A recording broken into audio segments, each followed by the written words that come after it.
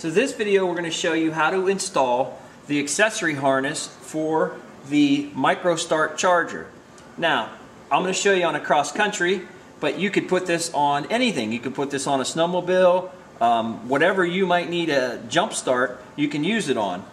But on a cross country, you have the positive and negative of the battery. Now we have the spoiler off so we can show you. You don't need to do that. You do need to take the center grill out so you can get into there. But you just take this little red cover here. You just take that back. Now you don't want your wrench to touch anything or it'll spark. So be real careful when you're doing the positive. You can do the negative.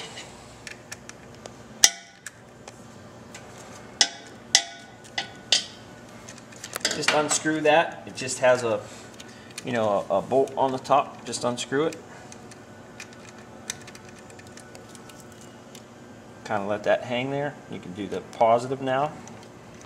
This is a very simple thing to install.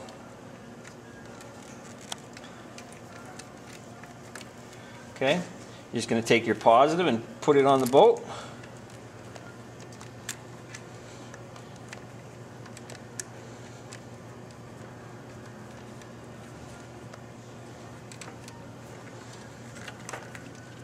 Kind of hard to hold all this stuff back, but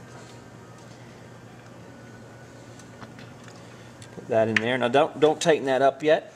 I'm going to do the exact same thing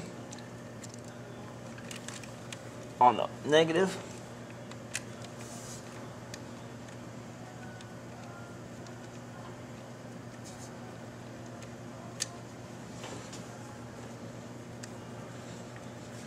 And what you want to do is kind of swivel these around where you have to put them, so they're out of the way. That's why you don't want to tighten them up. If you have to swivel this over this way, or however you need to do it, swivel that out of the way. And then this will just kind of tuck when you put your spoiler back on or you put your center grill in. You can do this so it just kind of tucks in. You can do it on this side. A lot of times everybody thinks they have to do it over here. You can also do it on the other side and leave it hang out a little bit. You can tuck it down. There's a shield right here behind the oil cooler. A lot of times you can tuck the wire, you can run it underneath your oil cooler cover and tuck it in back here. That's generally the easiest spot. That way when you need to hook something up, you just kind of lift this up and you get right into it. Because keep in mind, you have to plug this on. So make sure wherever this is coming out, you have enough room to plug this on. If it was right here, you couldn't really do it. So route those wires, whatever works for you, whatever is the easiest for you.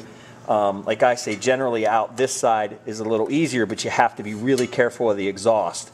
So it's not necessarily the best idea there, but to put it over here. Again, just so you can plug that on.